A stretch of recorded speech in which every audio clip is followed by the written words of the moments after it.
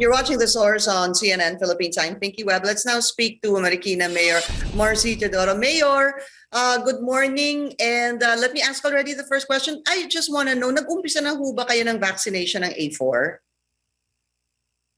Hindi pa nag-uumpisa ang Marikina ng A4 vaccination dahil hinihintay pa natin ang dating ng vaccine allocation for the said category.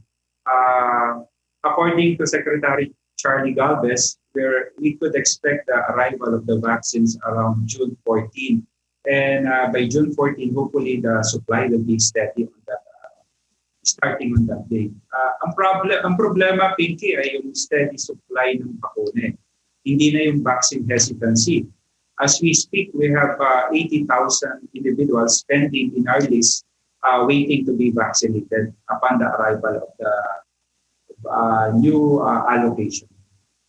But let me ask you, sir, why did Sec Galvez say expect the supply by June 14? So 10, 11, 12, 13, that's still 5 days from now. Based on the supply agreement and some logistical requirements, they will be needing, for example, certificate of analysis upon arrival Yes. of the vaccine. So it will take some time, a day or two. Kaya inaasahan natin pagdating ng bakuna, it will be inventory, then may mga logistical preparation that will be needed, particularly in the deployment of the vaccine. At the level of the local government units, once we receive the vaccine, immediately we roll it out. Tulad ng mga ginagawa ng marami sa amin. Kaya meron tayong prepared mga master list, substitution list, and we have queuing and sequencing for the purpose. Opo. I guess the reason I'm wondering why June 14 is because we all know that may dumating naman po na 1 million na Sinovac, I believe Sunday, if I'm not mistaken. Ano po? And then there's another batch coming in June 10. So I guess hindi po kayo kasama doon sa dumating na Sinovac. Hindi, yun din ho ba yung i-distribute sa Marikina? Do you know, sir?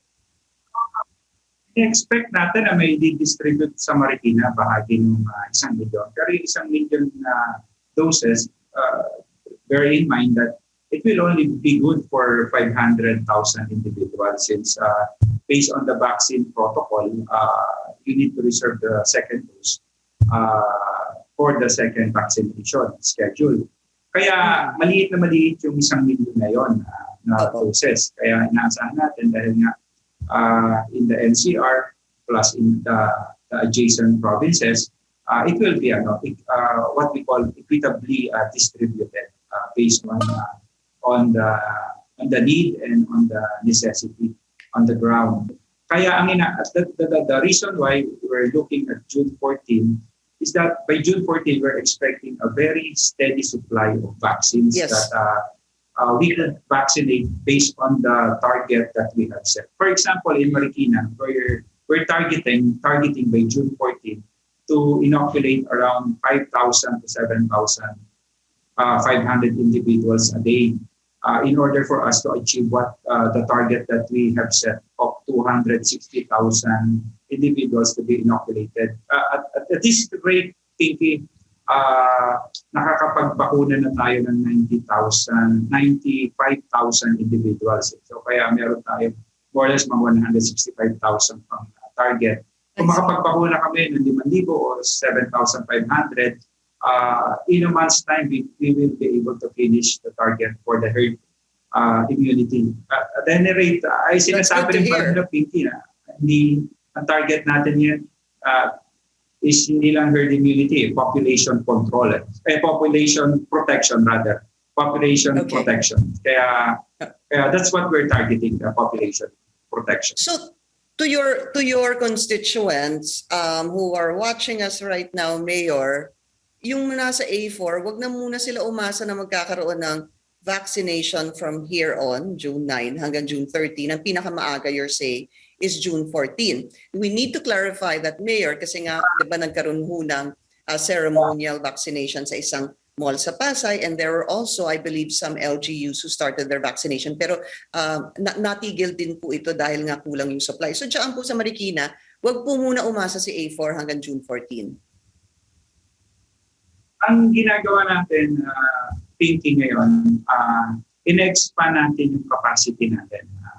Nagdadagdag tayo ng mga vaccination sites para pagdating ng maraming bakuna, ay mas marami tayong mabakunahan. We're planning to open additional 4 vaccination sites na magagamit natin para sa hindi lang sa first dose kundi sa second dose.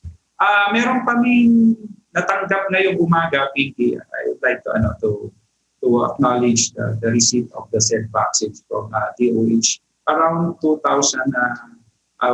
for 2,000 individuals. I'm deciding now to use it immediately, to roll it out immediately for the said category.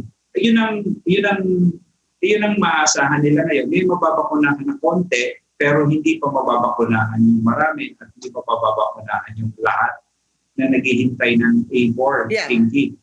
Sa Marikina nga, Pinky, meron pa tayong A5 dahil yes. If you would remember, na-announce ko dati na ang target na natin talaga ay hindi lang yung A4 pati yung A5. Yung mga nasa marginalized sector natin, yung nasa National Household Targeting System natin.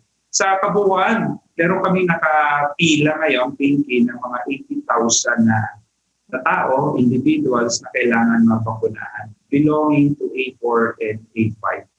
Not to discount the number of people na citizens at yung nasa A3 na may mga comorbidities. The real problem now is the challenge ng steady vaccine supply, not the vaccine hesitancy. Maraming taong gusto magpapakuna ngayon. At kami mga mayor, nararanasan namin ngayon. Maraming naghihintay, maraming umaasa. Lalo na dahil siguro nagbukas na yung ilang economic activities natin, Pinky. Maraming lumalabas, lalo na yung mga daily wage earner natin na kailangan yung protection ng bakuna. Sabi nga daw po ni Quezon City Mayor Joy Belmonte, hindi na po vaccine hesitancy. Ang tawag po niya, vaccine envy. Totoo yun. Hindi naiiwasan yung mga LGU. Tinitingnan na namin kung ilan yung allocation dumating dun sa ibang LGU at kinukumpara na namin. Kaya we want to have a very steady supply, not only a steady supply of vaccines, but a diversified portfolio of vaccines. And that is the promise of Secretary Charlie Gal. Hopefully in the next 3 months, we will be receiving our bulk or share of the vaccines. And as a last question, I wanted to find out from you, Mayor, do you feel somehow that the distribution of the vaccines in the prioritized areas such as NCR Plus or maybe NCR Plus 8, has it been equitable for you? It's imperative that the distribution should be equitable. It not necessarily equally, but equitable based on the necessity and based on the contingency of a particular area. And that's what we want to happen. Kahapon nag-meeting kami with DOH that there should be transparency in the allocation of vaccine. So we so that we will understand how equitably the vaccines are being allocated. Mm-hmm. We have a call for transparency on that part. Okay, a call for transparency. Just on that front. Very, very quickly, Mayor, yung A1 to A3 ho ba tuloy-tuloy pa rin ang pagbabakuna? May supply pa kayo? Yes, tuloy-tuloy naman yung pagpapakuna ng A1 hanggang A3 dahil ito yung priority natin upang sa ganun maproteksyonan natin yung healthcare system natin in order to avoid the collapse of the healthcare system. And secondly, the vaccines that we receive from the COVAX facilities are on these terms and conditions that the the vaccines donated from COVAX should be used for A1 to A3. The problem really at this point is the availability of the vaccines. Okay. Marikina Mayor Marcy Teodoro, sir, maraming salamat po sa inyong oras and take care. Thank you very And much. thank you Nice for to be back. joining us here on The Source. I'm Pinky Webb. You're watching CNN Philippines.